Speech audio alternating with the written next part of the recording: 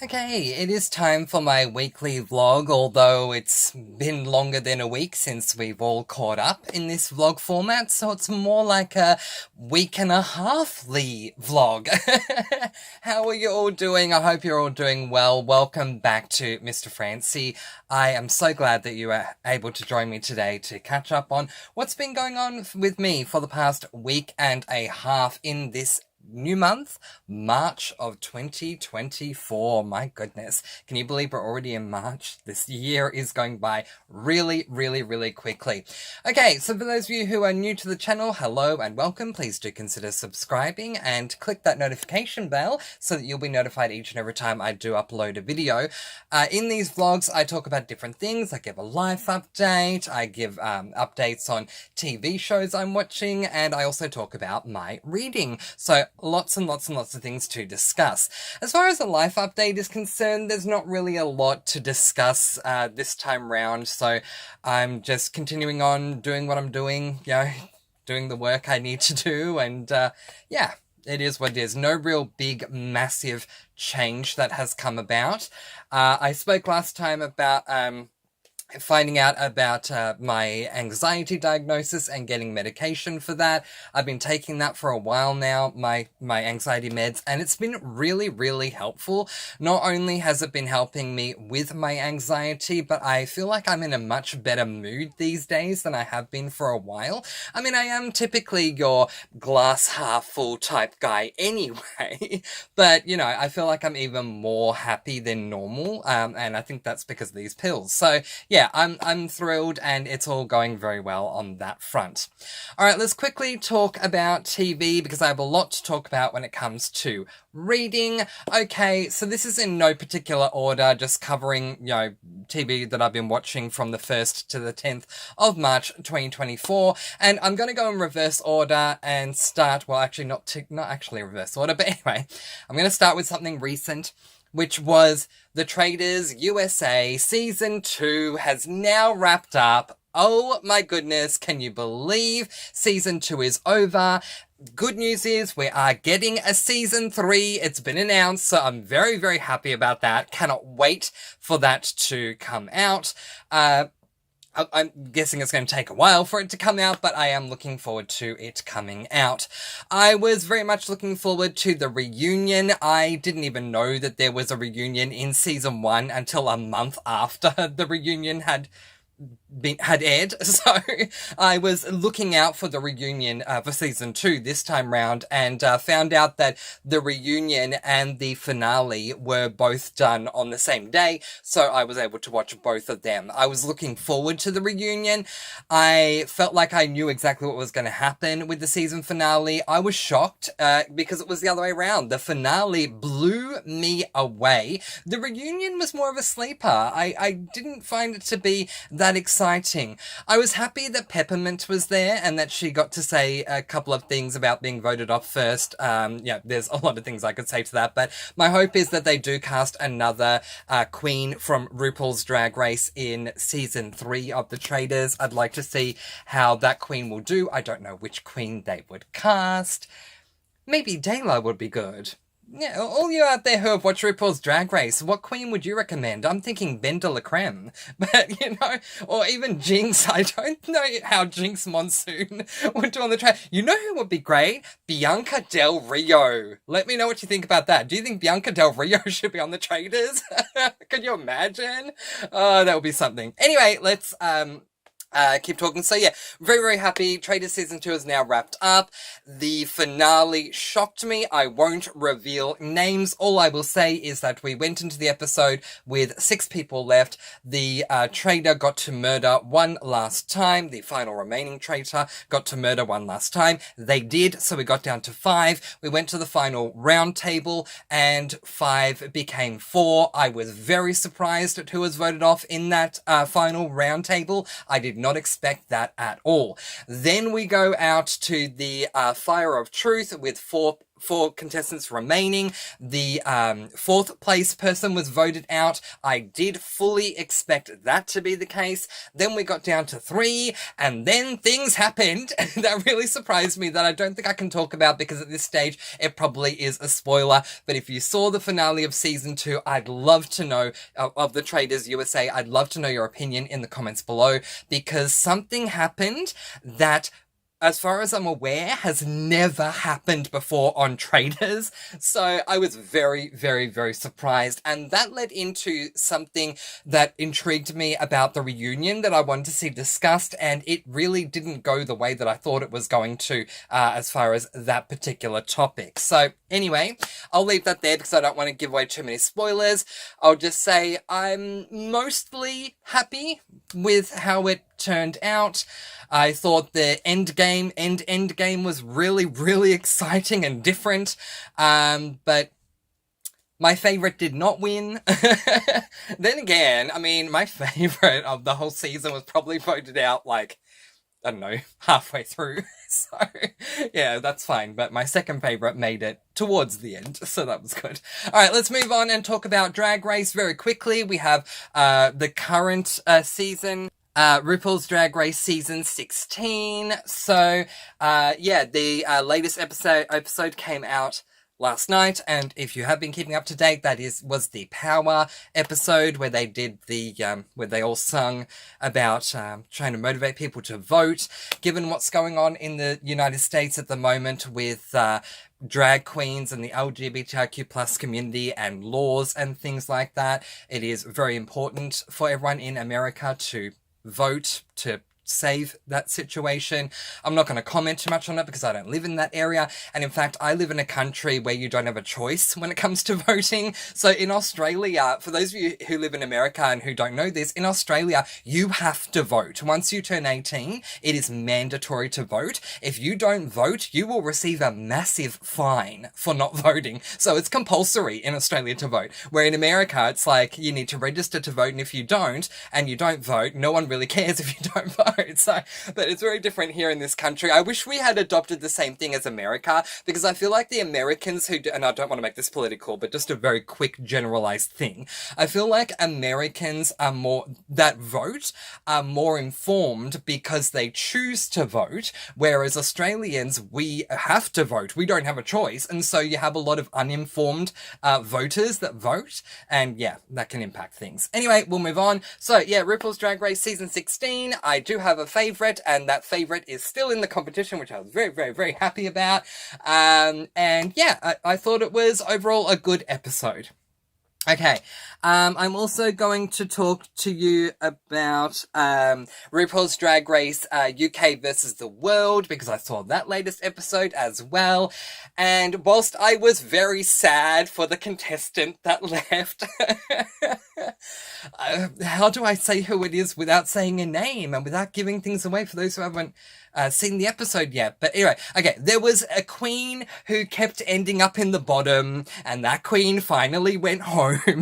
And I was just thrilled that that queen got a second chance to be there, and I was sad that they went home, but it was time. It was time for them to go home, but they were truly appreciative of having the opportunity to come back to Drag Race. Given what happened the last time they were on Drag Race, they did not last long at all. So it was good that they got a second opportunity. I'm intrigued to see how things are going to go. We have an Australian representing in UK versus the World, Hanaconda, and Hanaconda is still in the competition, so I'm interested to see how things are going to go there. But there are a lot of great threats in the competition, such as, I think her name is Manila, I think that's her name, the Philippines representative, the French representative, Grande Dame, is fantastic. Tia Coffee from the UK has been doing really, really well, so it's going to be interesting to see how all of that does pan out. Alright, now next, let's talk Survivor. I thought I was way behind on Survivor USA. Well, clearly there's a theme. Traders, Drag Race, Survivor. I love my reality game shows. Anyway, I thought I was way behind. I thought I was like 3 seasons behind, but it turned out I was only 1 season behind. This is because of how things are working on Paramount over here in Australia. It takes forever on Paramount for them to upload a season of something. And so when they finally do, by the time they do, I've forgotten about that season. So it turns out I was only 1 season behind, which is good. So I binged season 45 of Survivor. I liked it. Just very quick thoughts. I did like the season. I thought it went really, really well.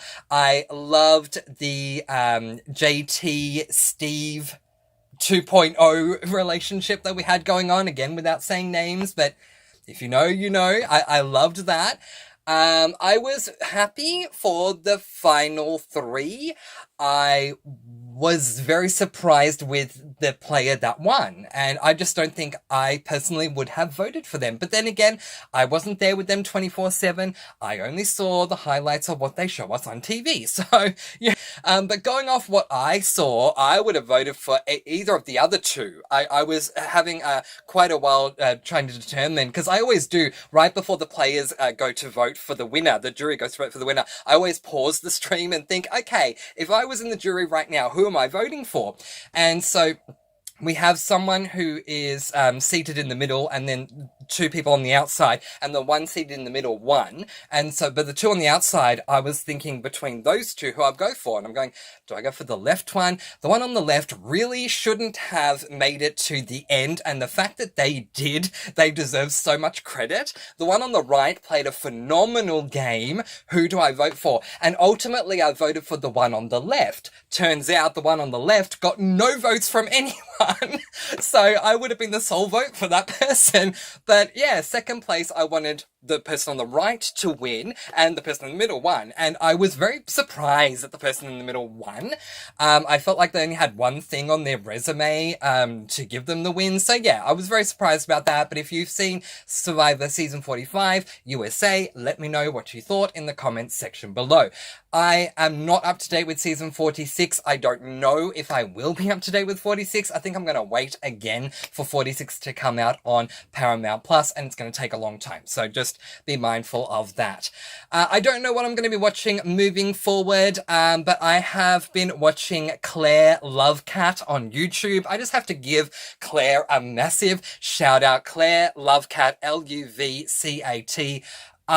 She is this woman, I believe she's in one of the Asian areas. I don't know where, if it's like Korea or Japan or China or where she is, but she's somewhere there. And she has like 10 cats, and she has 3 different YouTube channels where she talks about her cats, and it makes my day. I can be so stressed out, and I watch any of these videos, and it just makes me so happy. So if you love cats, I highly recommend watching Claire Lovecat. I believe would be her main channel. And then there is Kitasaurus, which is the second main channel. And then there is Kitasaurus Villains, which I love because they dub voiceover talking for the cats, which I find really fun. I love when animals talk in movies and shows. If you do, you'll love Kitasaurus Villains. But anyway, I love Lulu.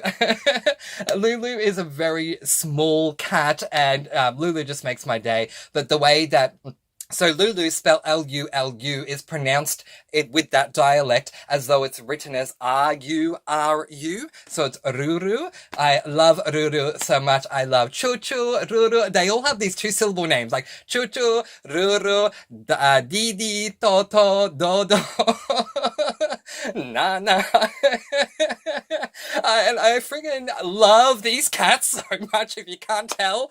So I highly recommend, if you love cats and you've just had a horrible day, or you need something to just raise your spirits or to calm you down, watch any of those channels. They're all the same. They're all run by Claire, and feature Claire's cats.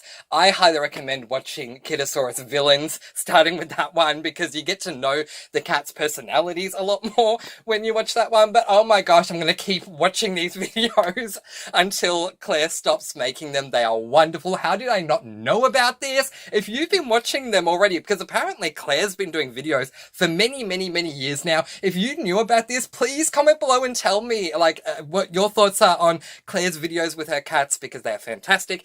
And if you haven't, I highly, highly, highly recommend watching it. So those channel names again are Claire Lovecat, Kitasaurus, and Kitasaurus villains. Alright, let's jump into reading, because I have a lot to discuss. It's been a week and a half, and I've read 4 books, and I've done a ton of reading. Let me tell you, I am not joking when I say this. I have currently read over 1,815 pages in 10 days, which is a lot for me. So let's begin. The first book that I read in the month of March was this book, Shadow Princess, which is book number 4 in the Zodiac Academy series by Caroline Peckham and Suzanne Valenti. I consider this to be an adult fantasy, and I gave this book 5 stars. Now, this book is 755 pages in length, and I took my time reading this book, and still, I've read 3 more books after that, and I've started another one. So, yeah. But anyway, can I just say, first of all, because we don't have a lot of time to say this, but I have even less time in the monthly wraps. Can I just say how much I love the Zodiac Academy series? It is so good. Every time I get up to the next book in the series, I get really excited going in. And the best part about it is you can amp yourself up and get really excited to read a book, and then it can let you down. And there's nothing more disappointing than when you're really eagerly anticipating something to read and then it lets you down. I find, for me personally, everyone's different. Some people like Zodiac Academy, some people love it, some people hate Zodiac Academy. So please go in mindful that this is a very polarizing series. Some people love it, some people don't. But for me, I go in eagerly anticipating the next read in Zodiac Academy, and I'm never let down. In fact, if anything, it is better than I expected. It's just so good. I am marketing this series to you all, recommending it to you all as the adult version of Harry Potter. We are following these, it's a multi-perspective, but predominantly following these twin sisters who end up being told that there is more to them than meets the eye. They travel to this world called Solaris. They go to Zodiac Academy to study elemental magic, earth, air, fire, water, all that sort of stuff. And along the way, they find out that their parents were king and queen of Solaria, but then they were killed or they died or something like that. And now there are different families that are currently ruling. There's about 4 or 5 or something like that. And their children, who are all boys, are the heirs to the current throne. But because these twins are now back home, they are the rightful queens. So if they graduate Zodiac Academy, they will become queens. If they don't, then these heirs will become kings.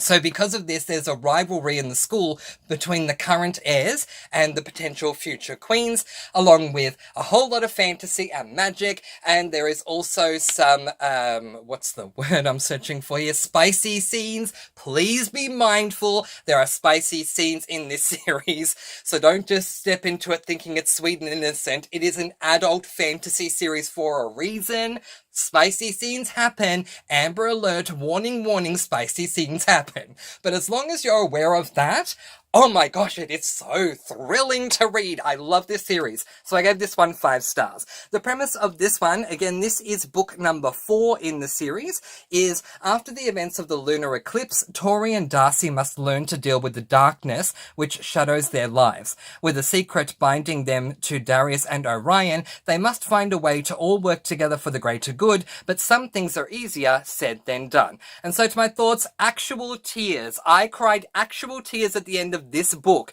which shows just how invested I am in the series. How invested in the series I have become.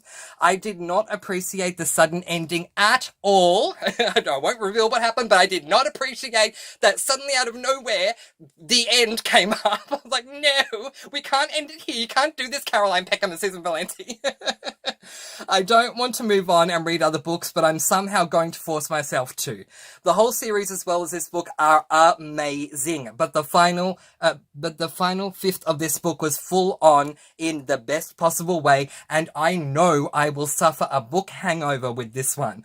I am counting down the days till April when I can read book 5. Can I hold out that long? An overwhelming 5 stars. Yeah, just be mindful if you are reading this series when you go into book 4, there is a very sudden end. to the book, something very dramatic happens, and while this dramatic thing is taking place, not that it's happened, it's taking place, suddenly the next two words are the end. And it's like, no, Caroline Peckham, no, Susan Valenti, you can't do this to me. But anyway, 5 stars. I freaking love this series so much, and I'm so glad that my fantasy embargo is over and that I can get back to it, because I started this series last year and I missed it during my fantasy embargo, and I'm so happy to be back. 5 stars for that one. The next book that I read was from another series that I love as well. It was called How to Lure a Hunter by Alice Winters. This is book number 3 in the VRC Vampire-Related Crimes series, and I gave this book also a total of 5 stars. Very basic premise of the series. We start off following this guy whose name is Finn. There are 2 police units in the area that they work in. One is filled with humans, one is filled with vampires. Both of them can take care of vampire-related crimes. However, you've got the humans who take care of their division of vampire-related crimes for humans, and the vampires who take care of the vampire side of vampire-related crimes. A human from the human side joins the vampire unit and gets partnered up with someone. That person he gets partnered up with, he ends up in a relationship with him. So this is an LGBTIQ+ paranormal series. Okay, so that being said, we follow predominantly vampires, but we have this one human. His name is Finn. In books 1 and 2, we followed the perspective of Finn and someone else. In book 3, we follow the perspective of someone different that we have gotten to know in books 1 and 2. So, in this one, we are following Alexei, and we are following Claude. So Finn dates Marcus, his partner in the academy. Marcus has a brother named Claude. Alexei is a Russian vampire, and I just love his attitude. He makes me laugh. The most outlandish things that he comes up with that he says makes me laugh so much.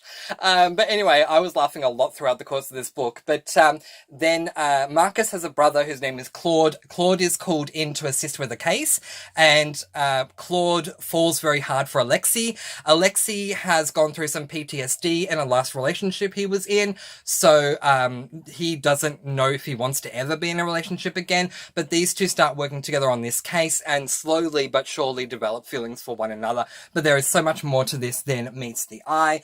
I'm just not going to say more than that because the premise is way too long, but I think that's enough for you going in. In every single book, we follow the perspective of 2 people, in this case 2 vampires, that are going to ultimately end up falling in love, but that's not the point of the book. The point of the book is that there is a crime that they are trying to solve. And the crime itself was very interesting and links to Alexei's past, which was really interesting as well. So fantastic stuff. So to my thoughts, I loved this book so much. I love the series so far as a whole. I love the VRC unit so much, and I'm invested in all the characters. Normally, I don't like when series change perspectives in different books, but in this case, this was exactly what Alice Winters needed to do. It was so good to get to know Alexei better, but also to get to know his backstory, which becomes, as I said, integral to the case. An added bonus was Alexei as a person and the hilarity of his opinions. He is so frank and direct about his opinions that they catch you off guard and make you laugh out loud. Truly a joy to read, and I'm looking forward to book 4, an overwhelming 5 stars for How to Lure a Hunter. So the next book I read was this book, Death of a Clam Digger by Lee Hollis. This is book number 16 and the most recently published book in the Hayley Powell Food and Cocktail Mystery series, and I gave this book a total of 4 stars. Yes, that does mean I am completely up to date with the Hayley Powell Food and Cocktail Mystery series, which is something that I started back in 2022. On one hand, I'm very, very proud of myself that I'm completely up to date, and on the other hand, I'm really sad that I have to wait now for the next one to come out, but I am eagerly anticipating it. It's like Death of a Gingerbread Man or something like that. I'm really looking forward to that that one, so we'll see how we go. But anyway, the premise of this one, food and cocktails columnist Hayley Powell usually reserves judgment for local cuisine, not the people who serve it. But staying neutral isn't so easy when caught between the biggest seafood rivals in town, her BFF Mona Barnes, and the successful Leighton clan. Adding to a bitter decades-old surf-turf war between family businesses, a modern Romeo and Juliet story unfolds as Mona's son gets engaged to the daughter of her sworn enemy. Spiteful patriarch Lonnie Leighton is also steamed about the arrangement, enough to go to the dangerous lengths to break it up, at least until he's discovered face down and dead in the Clam Flats. With unanswered questions swirling, accusations flying in both directions, and a young couple stuck in the middle, Hayley has bigger fish to fry than determining who sources the best shellfish in Bar Harbor, because someone wants to get away with murder and send whoever else gets in their way to a muddy grave. So to my thoughts, overall, I love the book and I'm sad to have to wait now till September for the next one. But at the same time, I'm so happy to achieve the goal I set out to achieve starting back in late 2022 of getting through the series. As for this particular book, all the usual things I love about the series, I still did in this book. I love Hayley as a protagonist. I love her friends Liddy and Mona, and I love that the column is still in the books to this day. In saying that, the theme for this book, food recipes, were clams, and I don't like seafood, so that was personally not fun for me to read. Also, the mystery wasn't fantastic. In saying that, it was still a solid read, and I'm very much anticipating book 17, and I gave this one 4 stars. And the most recent book that I read was this book, Love and Luck, which is book number 2 in the Love and Gelato trilogy by Jenna Evans Welch. This is a YA... I guess you could call it a romance contemporary, but I really just want to call this a YA contemporary. And I gave this book 5 stars. Before I tell you the premise or my thoughts on this book, a very quick shout out to the fact that this book, Love and Luck, my most recent book I read by Jenna Evans Welch, was my 500th book I've read since starting BookTube. Woo! I am going to be doing another video this week to celebrate the fact that I've now read 500 books, but I needed to do a nod to it right here. Once I finished Love and Luck, I had completed 500 books since starting BookTube, which is fantastic. So, woo woo! Just wanted to make a big deal about that there. We celebrate the small wins and the big ones, and for me, that is a massive one. 500! Wow! Okay, so the premise of this book, book number 2, as I say, in the Love and Gelato series, is Addie is visiting Ireland for her aunt's over-the-top destination wedding, and hoping she can stop thinking about the one horrible thing that left her miserable and heartbroken and threatens her future. But when Addie discovers an unusual guidebook, Ireland for the Heartbroken, hidden in the dusty shelves of the hotel library, she's finally able to escape her anxious mind. Suddenly, Addie finds herself on a whirlwind tour of the Emerald Isle, trapped in the world's smallest vehicle with Ian and his admittedly cute Irish-accented friend Rowan. So to my thoughts, I really loved watching Addie's journey in this book. Speaking of books, the writer of Ireland for the Heartbroken is brilliant. As with book 1, I love how we get, in the case of that book, pieced and parceled throughout. With the book 1, it was excerpts of a journal. So in book 1, Love and Gelato, the main character finds a journal and it's pieced and parceled throughout the book, little excerpts. And in this one, our main character borrows this book, Ireland for the Heartbroken, and that it has excerpts of that book throughout, pieced and parceled throughout this book. Why was that so hard to say? But I love that happened in book 1 and book 2.